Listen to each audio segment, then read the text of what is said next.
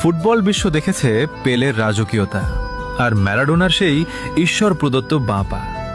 আমরা সাক্ষী হয়েছি মেসি রোনালদোর অতি মানবীয় দ্বৈরথের।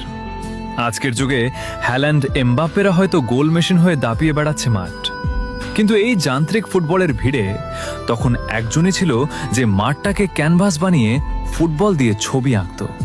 সে রোনালদিনহোর সেই হারানো শৈল্পিক ফুটবলের শেষ উত্তরাধিকারী নেইমার জুনিয়র।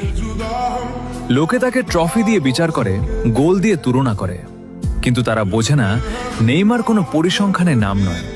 নেইমার হলো এক অদ্ভুত সুন্দর যন্ত্রণা।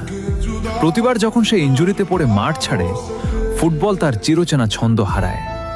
হয়তো মেসি রোনালদোর মতো তার হাতে ভুরি ভুরি ব্যালন ডিওর নেই, কিংবা এমবাপ্পের মতো গতি নেই, কিন্তু তার পায়ে যে জাদু আছে তা দেখার জন্য আজও ফুটবল প্রেমীরা রাত জাগে।